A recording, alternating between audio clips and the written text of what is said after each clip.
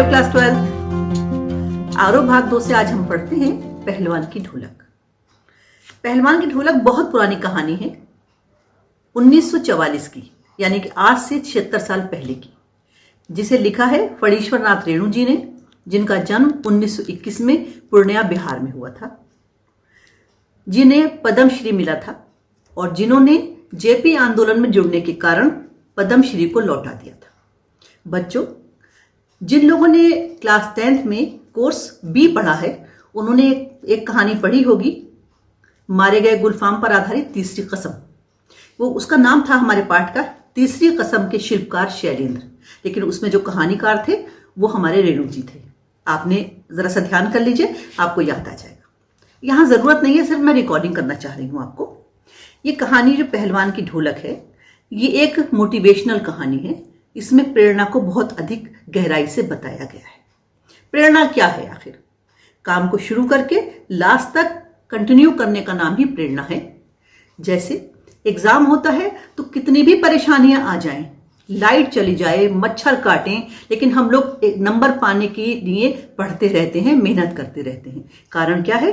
Number पाने की जो प्रेरणा है वो काम को रुकने नहीं देती। चलिए अब आ जाते हैं हम कहानी पर।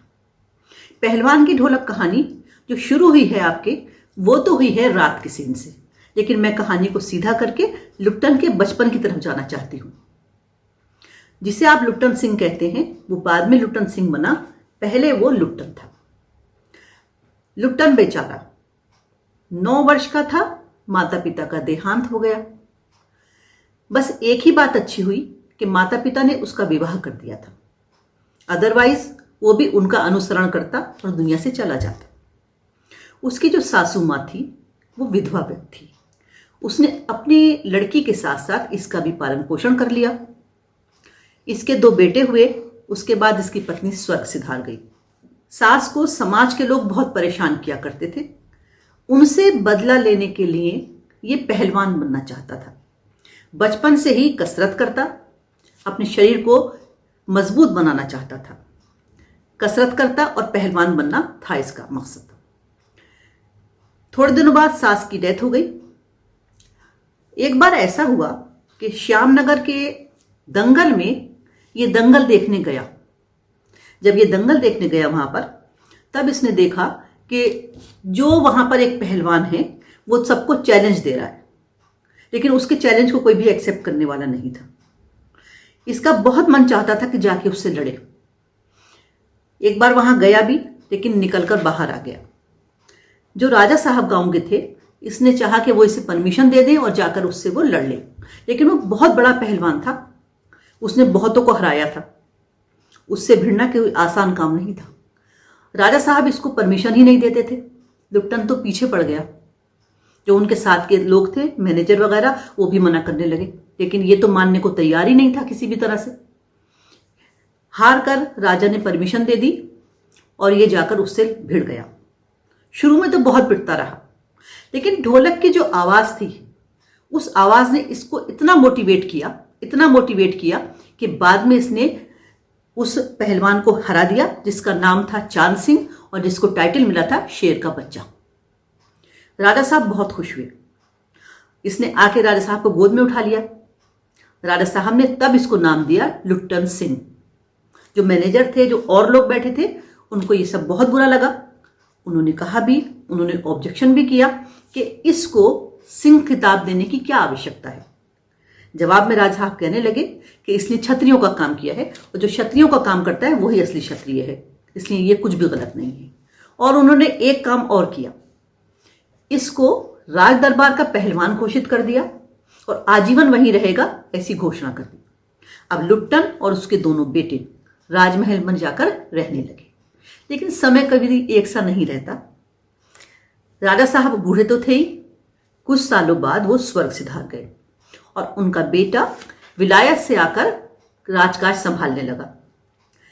बेटा यहां पर आकर बोला कि इनकी क्या जरूरत है, अब ये यहां पर क्यों रहेंगे, क्योंकि उसने दूसरे खेल को इंट्रोड्यूस कर दिया था वहां पर। तो इस वजह से बेचारे लुट्टन और उसके बेटों की वहां पर छुट्टी हो गई। 15 साल तो उन्होंने वहां पर बड़े आराम से अपना जीवन बिताया था। अब वहां से छुट्टी हो गई, क्या करते?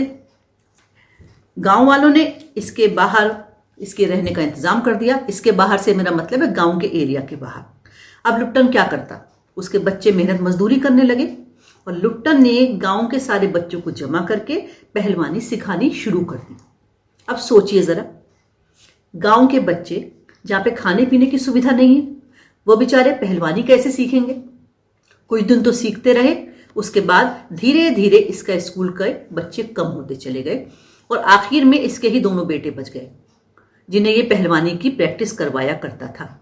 और इसने उन्हें यह बताया कि एकमात्र ढोल है जो इसका गुरु है, इसीलिए वो ढोल की हमेशा बहुत इज्जत करें, क्योंकि ढोल के जो बोल होते हैं उन बोलों में ही तो इसको लगा था कि जीतने की प्रेरणा मिल रही है, उनसी से वो जीता था।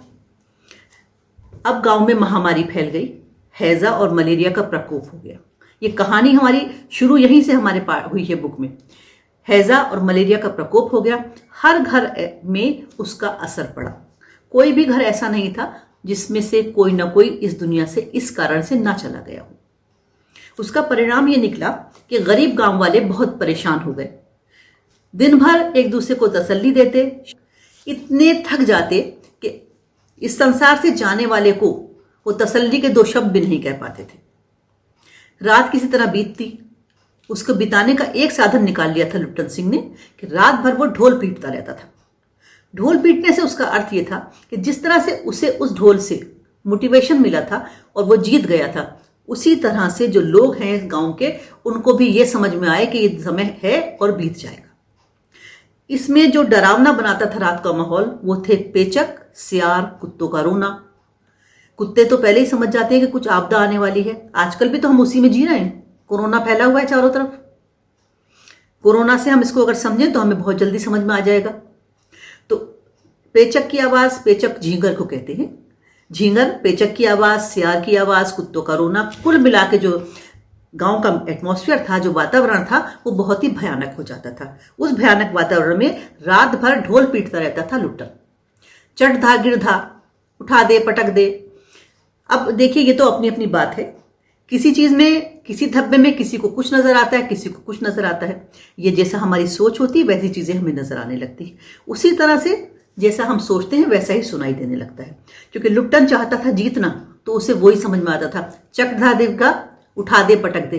जैसे मैं 1-2 लाइनें बोलती हूँ, बोलने के बाद आप सोचिएगा आपको क्या समझ में आता है। धा किटे तक धूम, किटे तक थूंगा, तक तक थूंगा, तक धूम किटे तक गदिगंधा, गदिगंधा, गदिगंधा। मैंने तो ये एक परन बोल दिया है, लेकिन पता नहीं आपको क्या समझ में आएगा, मैं नहीं समझ सकती ये बात। तो इस तरह से लुट्टन सिंह जो है वो रात भर बजाता रहता था ढोलक। लेकिन लुट्टन सिंह भी इस बीमारी से बच नहीं पाया। उसके दोनों बेटे इस बीमारी की चपेट में आ गए और स्वर्ग सिधार गए। बड़ा हिम्मत वाला था, बेटों को कंधों पे लाद कर बहाया पानी में। उसके बाद रात भर ढोल पीटता रहा, रोया बिल्कुल भी नहीं। उसके चेलों ने जाके 4 दिन बाद देखा कि गुरुजी जो हैं वो उल्टे पड़े हैं और उनके शरीर को जो जानवर है उन्होंने नोच लिया है। इस तरह से लुट्टन सिंह की कहानी खत्म हो गई उसकी जिंदगी के साथ ही। लेकिन उसके चेलों ने एक बात ये कही कि गुरुजी ने यह कहा था कि कभी उन्होंने वो चित नहीं लेटे हैं, इसलिए उन्हें चित ना लिटाया जाए, तो उसे चिता पर भी उल्टा ही लिटाया गया।